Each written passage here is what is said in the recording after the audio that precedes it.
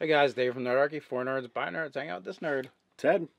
And today we have a GM 911. This GM is looking for a few tips.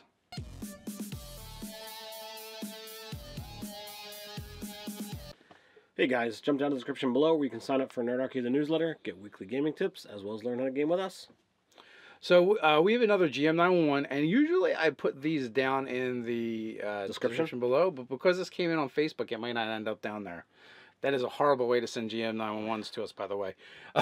And comments as well. The best way to do them is actually at nerdarchy@gmail.com. This way they all go in a file, nice and neat, searchable, and we can find them fairly easily. If you send them other ways, we may do them, but they get lost. Indeed. So this one came in from Thorin. He is new to the hobby, and he's going to be running for the first time for 5th edition.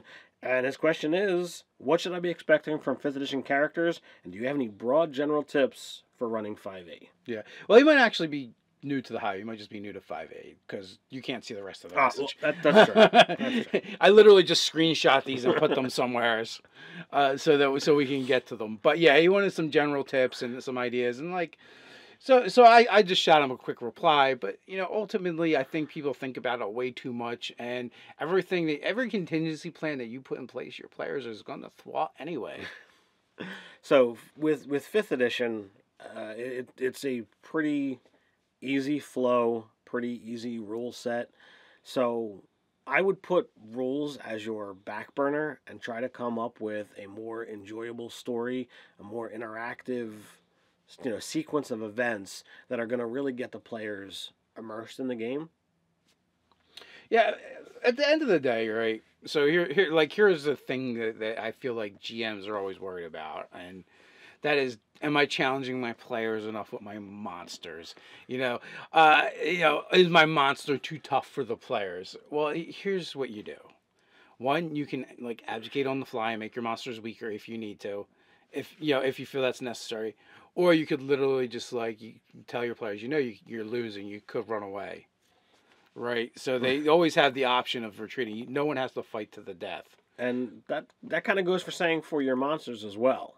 Not every single creature is willing to fight to its own death. Your players might be. Well, what if this monster isn't? If you take it down, that's all right, well, this thing wants to live. It just decides to flee. My monsters try and run away all the time, but it's hard. Ted's super bloodthirsty and usually murders them, along with the gobblers. But in my Scarlet Sisterhood game, they take prisoners all the time. And then they fight over, not hurting the prisoner. It's very weird. And then they fight over who the prisoner belongs to this time. But yeah, there's absolutely nothing wrong with that. The monsters can give up, the players can give up, everybody can run away. And it doesn't have to be the end of the adventure. It can be the start of a new adventure.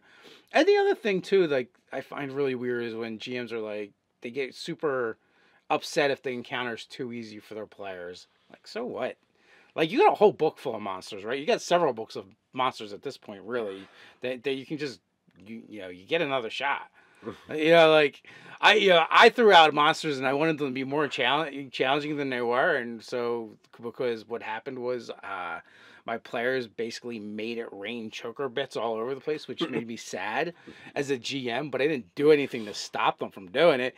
The dice fell where they fell, and it worked out in the players' favor, and it was a non-encounter. Literally, there was one round. There wasn't even one round. There was one character went, and my monsters were all dead. It was just raining choker pieces everywhere. And I was like, oh, I wanted them to fight a little bit. So, I fixed the problem. Next time I played with a different group, I threw 50 of them at them. I think it was 52 or 54. There was a lot. I'm there's no way they're getting rid of them all in one round. I might get rid of the players in one round, but my monsters are going to make it. God damn it! I will see a choker. What a choker can do. And you know what a dozen chokers can do? They can literally strip the flesh off a bullet in a single round. Indeed. We saw it happen. But yeah, so it's not big deal. It's not a big deal if your encounter works out to be really easy. So what? It's a gimme for your players. They get to feel good, oh well, look at us, we're awesome, right? And then the next time maybe it'll be a little tougher. You get another shot as the GM, and if you're playing right, you get another shot as the players too. especially if you're early in your game. Like you don't have to be super punitive on your players for one, maybe your mistakes because you put monsters that are a little too tough in there, or because maybe they made a bad decision. Now, if they consistently do stuff over and over again, then you might want to like ramp it up and kind of let them know, like, oh, well, sometimes you just got to run away, or sometimes you're going to be taken prisoner. And that's the other thing, right?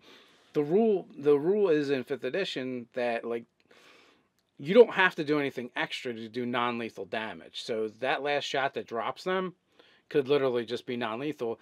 And maybe they start off this next session, or or they come to and they're in a dungeon. The other kind of dungeon, though. So I've had struggles with fifth edition because of the large size group, the unknown number of players that are going to be showing up to the table, even sometimes day of, as to what's going to be a proper challenge.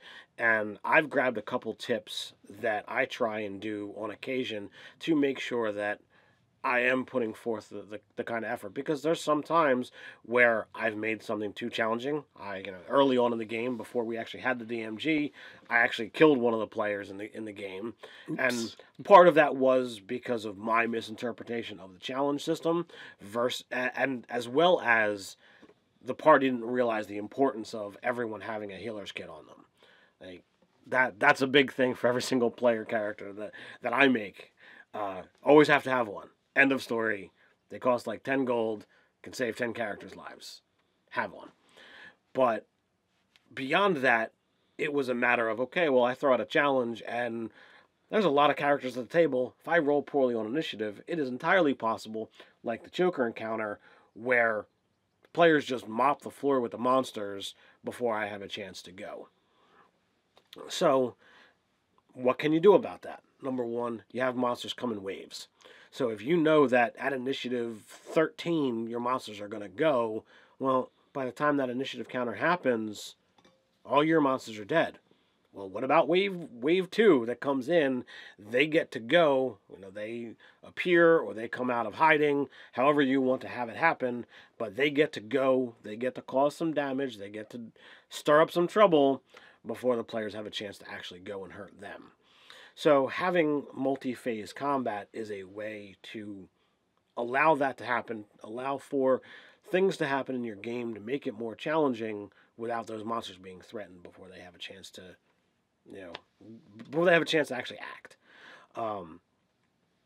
As well as if you have scalable monsters that, all right, well, you don't want to just change hit points and that kind of stuff so that your monster survives, although that is a possibility.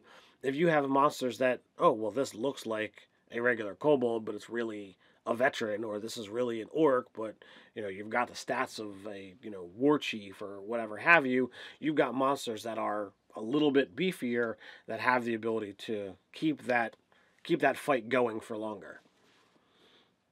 I think that pretty much covers like encounter type tips, and the rest of it, running for 5e, most of that's just it's gonna be role playing and just being creative and kind of like letting your players have feedback into the game and giving them some agency to make fun and interesting choices. Like we've done, literally we've done tons of videos with all kinds of different tips on pretty much everything. So I think that pretty much covers this GM 911. And like the biggest thing I said, look, it's a game, have fun and enjoy it, and like if you're new to the edition or even new to GMing, just keep doing it and you'll keep getting better. So what do you guys think? Do you have any other tips for Thorin? You can put them down in the comments below. While you're at it, don't forget to like, share, and subscribe. You can check us out over at nerdarchy.com. So until next time, stay nerdy.